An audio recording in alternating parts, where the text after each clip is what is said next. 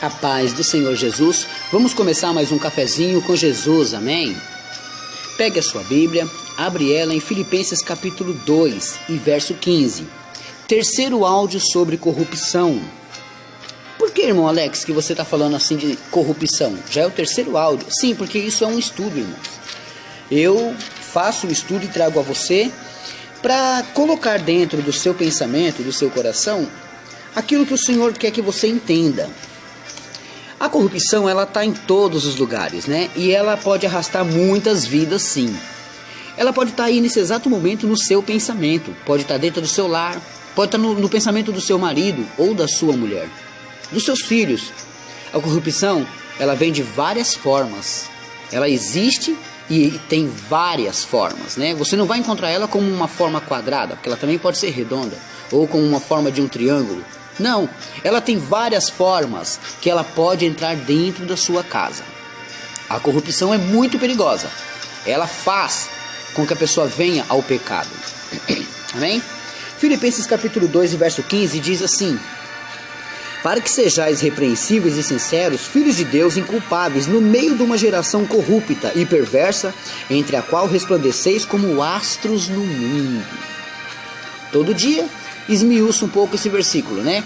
Mas é claro que se você está me acompanhando, se você tem esse estudo aí com você, o primeiro e o segundo áudio, você deve ter visto aí a corrupção que aconteceu no céu, no coração de Satanás, e ele corrompeu alguns anjos, né? E depois, aqui na terra, quando Moisés, ele esteve ali no monte orando e o povo se corrompeu no pé do monte, irmãos. Bom, a corrupção, ela pode acontecer por várias situações, né? Uma pessoa grita, olha, Jesus está demorando, descobri tal santo que também faz milagre. De repente as pessoas começam a seguir esse tipo de ideia, né? E não pode.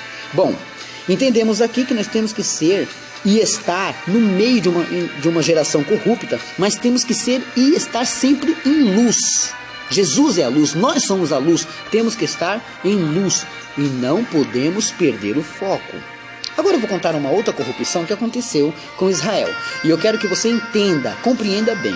Abre a sua Bíblia em Esdra, capítulo 9. Esdra, Velho Testamento, capítulo 9. Vamos lá. Antes de Neemias. Esdra capítulo 9. Glórias a Deus. Olha só, eu vou ler. Esdra capítulo 9. E acabado, pois, essas coisas, chegaram-se a mim os príncipes, dizendo: o povo de Israel e os sacerdotes e os levitas não se têm separado dos povos desta terra, seguindo as abominações dos cananeus, dos heteus, dos fariseus, dos jebuseus, dos amonitas, dos moabitas, dos egípcios e dos amorreus, porque tomaram das suas mulheres para si, para seus filhos, e assim se misturou a semente santa com os povos desta terra, e até a mão dos príncipes e magistrados foi primeira nesta transgressão. E ouvindo a tal coisa, rasguei o meu vestido e o meu manto, e rasguei os cabelos da minha cabeça, arranquei os cabelos da minha cabeça e da minha barba, e me assentei atônito. Então se ajuntou a mim todos os que tremiam das palavras do Deus de Israel, por causa da transgressão do cativeiro. Porém eu me fiquei assentado atônito até o sacrifício da tarde. Somente até aqui, né? Do 1 ao 4. Capítulo 9, do 1 ao 4 de Esdra. O que aconteceu realmente aqui, irmãos? O povo, eles estavam cativos, presos ao pecado. E por estarem já totalmente desviando de Deus, o povo entrava em sujeira. Mas aquele povo que não estava em sujeira, começava a zelar pela palavra do Senhor. O povo ainda era o povo de Deus. Aconteceu que esse povo, eles eram uma nação santa, uma semente santa, uma semente limpa. E essa semente que era eles se contaminaram, né? Eles desejaram as mulheres que eram de outros povos, né? Estamos agora em uma época de carnaval. Bom, imagina você que pessoas agora comecem, os filhos da luz, desejarem as mulheres que estão nas trevas. O que acontece? Ele vai desejar aquela mulher vai desejar aquele homem, pronto. Vão fazer o quê? Uma mistura. E essa mistura, essa corrupção aí, acontece quando é ludibriado ou aguçado os seus sentidos e a pessoa cai no pecado. Quando cai no pecado e misturou a semente santa. Porém, é muito mais fácil um filho das trevas iludir e ganhar um filho da luz. Por quê? Porque eles são mais prudentes no seu trabalhar, né? E o que acontece? O cristão, ele anda sempre desarmado. Desarmado no bom sentido espiritualmente. Ele nunca está preparado para as coisas que vêm aí à frente, né? Muitos cristãos não jejuam, não oram, não buscam o Senhor como se deve. Não é só subir e descer monte, não é só vigília. Tem que ter um compromisso de santidade também com o Senhor, né? E nisso daí o que acontece? Aqueles homens se contaminaram e se casaram, irmãos, com mulheres estranhas. E tiveram filhos com mulheres estranhas.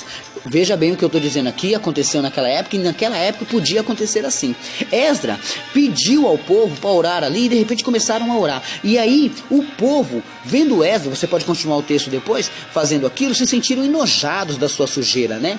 E aí o que aconteceu? Eles tomaram decisão de fazer um concerto com o Senhor. Como que era esse concerto, irmãos? Era despedir, tirar do meio deles aquele povo que não era do povo deles, né? Quem estava em pecado. Por isso mesmo, eles decidiram o quê? Despedir-se das mulheres estranhas, né? Mas só que já tinham filhos, irmãos. Isso dá uma tristeza? Dá, irmãos. Mas naquela época era necessário para eles, né? Não podemos trazer aquilo para agora, mas nós vamos trazer uma lição com aquilo, né? O que acontece? Depois que o leite derramou, não adianta mais. Lá, o que eles fizeram? Eles se separaram das mulheres estranhas e fizeram um concerto com o Senhor. Fazendo assim, estavam limpos de novo, né? Eles estavam de novo fazendo a limpeza no mundo material, no mundo carnal, no mundo espiritual. E dessa maneira, eles estavam fazendo a vontade de Deus. Agora, o que nós vamos trazer para o nosso tempo é o seguinte: qual é aquela lição? O povo estava poluído porque se contaminou com pessoas estranhas, né? Na realidade, nós temos que atrair o povo que está lá fora para a igreja, casarmos e darmos em casamento, mas dentro da igreja, conforme os mandamentos do Senhor, não conforme o mundo está lá fora. Irmãos, eu estou preparando aí uns áudios, um estudo sobre casamento, sobre família, né? Como ter minha família em Deus. Eu vou trazer esse estudo para vocês ainda. Eu estou preparando ele, eu estou estudando algumas coisinhas, eu estou engordando esse estudo para você se alimentar bem. Você já viu que os ingredientes que Deus me dá são coisas gostosas, amém? Então vamos ver.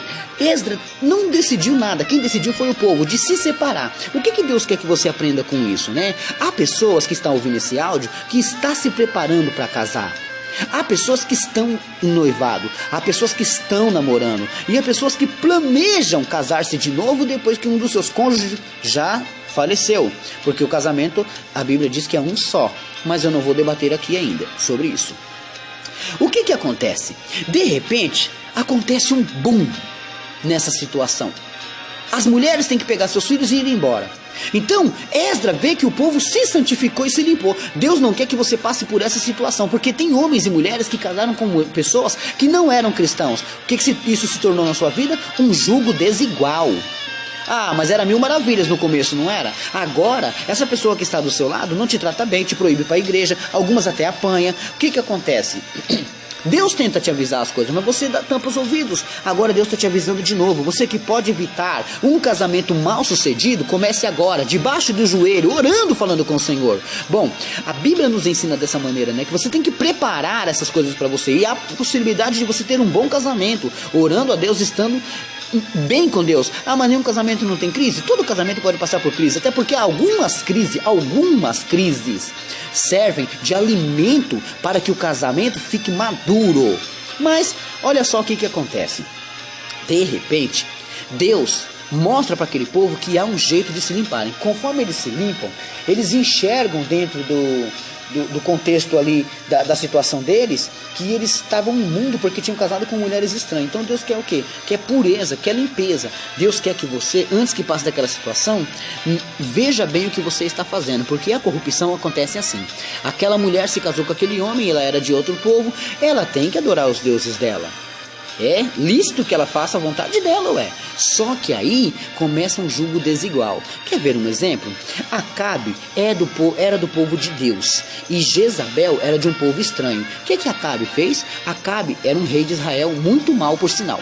Casou-se com Jezabel. Jezabel, ela dominou o reinado de Acabe. Quer dizer, a coroa estava na cabeça de Acabe, mas quem mandava lá na coroa era Jezabel. A coroa estava na cabeça de Acabe, mas quem mandava em Israel ali no povo todo era Jezabel. A coroa estava com Acabe, mas quem maltratava e judiava do povo de Deus era Jezabel. A coroa estava com Acabe, mas quem dava ordem era Jezabel. Julgo desigual. Ele não tinha coragem de peitar a sua mulher. Houve até a história de Nabote, que ele queria a vinha, começou a chorar.